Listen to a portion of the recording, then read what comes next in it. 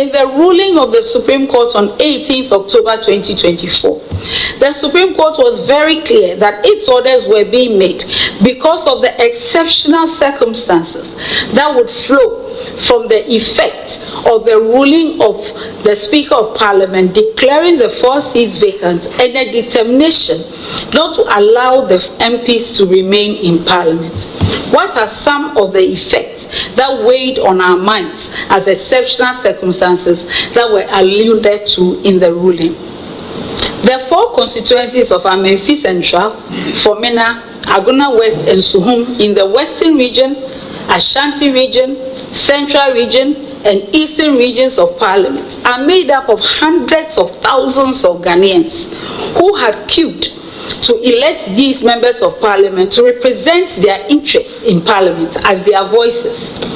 By declaring that their duly elected representatives in Parliament had vacated their seats for acts that were interpreted within the light of Article 97(1)(g) by the Speaker. The Speaker was actually enforcing this interpretation of Article 97(1)(g) against those hundreds of thousands of Ghanaians, and not just the 4 people that sit in Parliament. He was also doing so at a time that from the official records of Parliament presented to the Supreme Court, the Speaker knew that a contrary interpretation was being placed on the same constitutional provision and that the Supreme Court's jurisdiction had been invoked to provide the correct interpretation. By reason of law, there could be no by-election to replace these elected representatives between 17th October 2024 and 7th January 2025. So, 7th January 2025. 2025. So these Ghanaians would have been left without a voice and representation in Parliament from 18th October 2024 until 7th January 2025, when the 9th Parliament can be duly constituted in Ghana. This exceptional circumstance arising from the outcome of the ruling weighed on the mind of the Supreme Court to grant an order directing a stay of execution of the ruling of the Speaker on 17th October 2024. Second, the effect of this ruling would be that the salaries, allowances, and other emoluments of these members of Parliament would have had to stop being paid immediately. They would have had to vacate their offices in Parliament and cease functioning on any committee of Parliament that they were serving on. If any of them was a minister or deputy minister and had been appointed as such by reason of being members of Parliament, the ruling that they had vacated their seats could have brought those duties to an immediate halt. Indeed, one of the 4 members of Parliament is the current second Deputy Speaker of Parliament. The Supreme Court was very clear that these outcomes that could cause irreparable harm to the constituencies in issue and the MPs themselves constituted exceptional circumstances to warrant a halt of the ruling of the Speaker until the controversy raised had been resolved.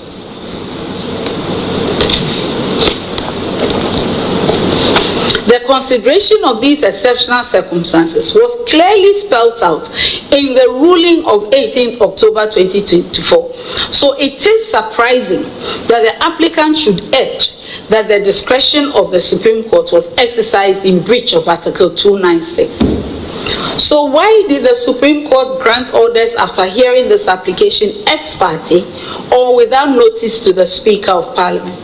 Once again, the ruling stated the reason clearly. The official records of Parliament for 17th October 2024 was placed before the Supreme Court as an exhibit. The record showed that the processes of court had been served through the legal department of Parliament, and this had been brought to the notice of the Speaker. He bantered extensively on this information with the plaintiff on the floor of Parliament. And the Speaker's only reason for choosing to quarrel with the summons from the Supreme Court, an application for injunction to restrain him from ruling on a matter premised on interpretation of Article 97(1)(g), was that as Speaker, he was only supposed to be served with court processes on Monday. This is an unfortunate interpretation of the first column of the circular referred to, because this circular provides for the Speaker of Parliament to be served personally on Mondays and through the legal department of Parliament on any day.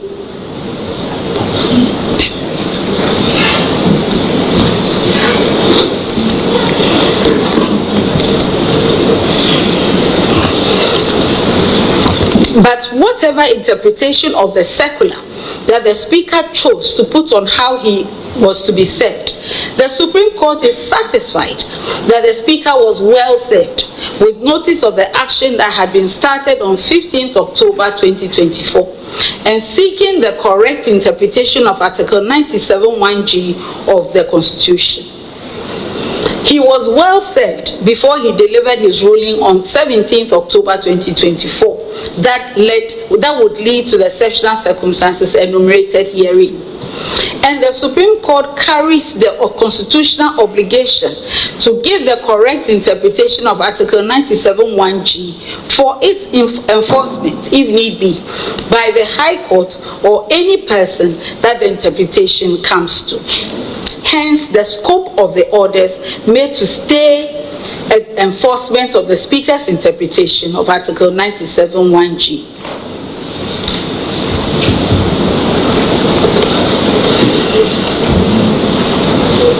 Grant of orders beyond 10 days. The Speaker's lawyer urges that because of Order 25 Rule 1(8) of the High Court Civil Procedure Rules 2004 CI 47 that enjoins High Courts to grant injunctions and other preservation orders for 10 days in the first instance if heard ex parte and without notice to one party summoned before the court. The Supreme Court was also enjoined to grant the ex parte order for 10 days as a matter of rules and practice. This is a submission that fails to appreciate the import of Article 2(2) and 2(3) and 2(4), which guide the Supreme Court when dealing with a constitutional matter such as this. We will quote again Articles 2(2), 2(3), and 2(4). The Supreme Court shall, for the purposes of a declaration under Clause 1 of this article, make such orders and give such directions as it may consider appropriate for giving effect or enabling effect to be given to declarations so made. Any person or group of persons to whom an order or direction is addressed under Clause 2 of this article by the Supreme Court shall duly obey and carry out the terms of the order or direction. The Constitution enjoins the Supreme Court to make orders that are appropriate for giving effect or enabling effect to be given to its final declarations on the correct meaning of a constitutional provision. And the Constitution is so serious about ensuring the obedience of such orders that it creates the offense of high crime for failure to obey such orders in Article 2(4). Not even the President and Vice President are exempt from obeying the orders of the Supreme Court when they are made to give effect to its duty to prevent a violation of the Constitution. Because of the irreparable harm to the constituencies made up of hundreds of thousands of Ghanaians who would have lost their MPs without the option of a by-election, and the irreparable harm to the MPs who would have lost their seats in Parliament in these last few weeks to the 7th December elections, if the meaning put on Article 97(1)(g) by the Speaker was enforced without a clear determination of the disputes around it, this court found it expedient to compel the parties to allow an early hearing rather than make an order that would last only 10 days. This is the reason for the Supreme Court's orders abridging the 14 days allowed for defending a constitutional action through a statement of case and directing the parties to file their respective statements of cases within 7 days and present the issues for resolution immediately thereafter. If the parties had complied with the court orders, this would have taken all of the 10 days the applicant urges an ex parte order ought to last. Compliance would also have enabled this court to dispose of this case by this week, including the question of whether the suit is competent in form or the jurisdiction of this court has been properly invoked. It is important, and the question of whether the jurisdiction has been properly invoked is different from whether the jurisdiction exists. It's a different legal question. It is important to place on record that both the plaintiff and the Attorney General have complied with these orders, and this court is able to complete hearing of this suit if the Speaker chooses to file no processes. For the above reasons, the application is refused.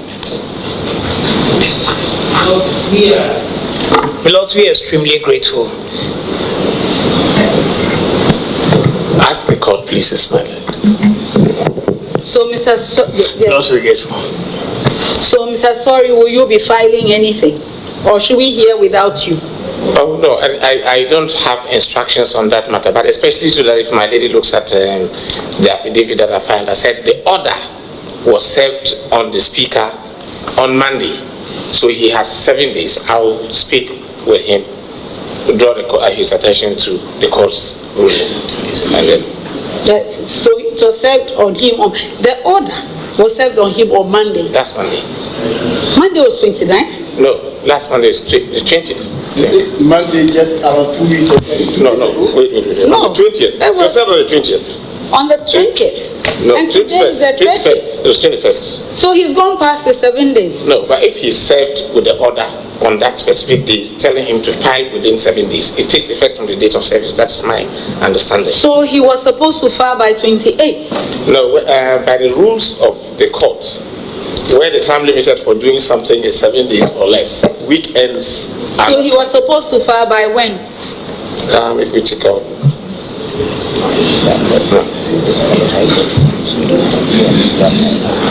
Today.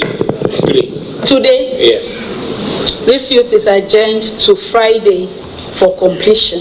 File your processes by close of day tomorrow. This is a constitutional crisis. We are living in a country where the parliament is not sitting. What is going on?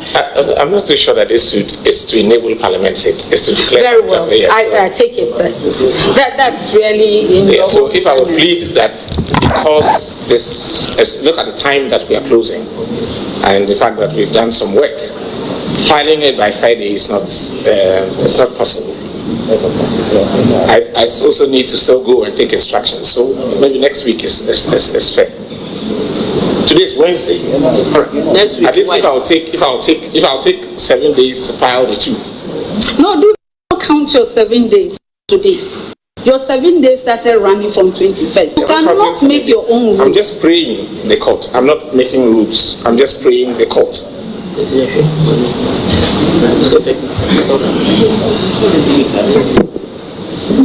So you will file by what date? I will use instructions to file by Monday.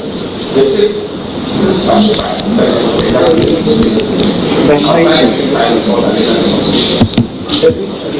No.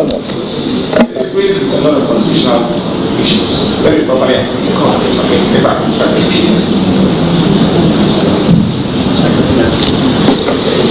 Highly respectful.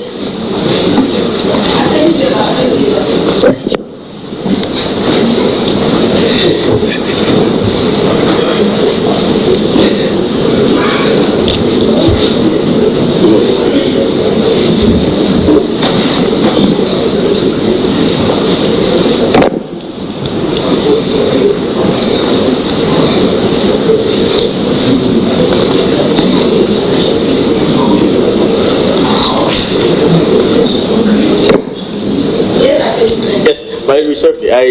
There are 2 points that arise out of my learned friends and brief submission to the court. And I made them. One, it is a matter for the interpretation of the Constitution. Respectfully, as I earlier on submitted, in a matter involving the interpretation of the Constitution, there is even no such party as a party who has an interest in the matter, apart from the entire state. And respectfully, it is not for nothing that the Constitution makes the Attorney General the defendant in all actions involving the government, an arm of which is Parliament. So my submission is that and the Constitution. and the Constitution, yes. In all constitutional actions, the Attorney General is required to be the defendant. To be a party. Yes, to be a party. And respectfully, the point I make is that indeed the reluctance, with all respect, of the first defendant. Can we get to know the objective? Right. That first and foremost, if the first defendant is unwilling, with all respect, to file processes to enable the court to complete the case by Friday, my submission is that the first defendant is not even a proper party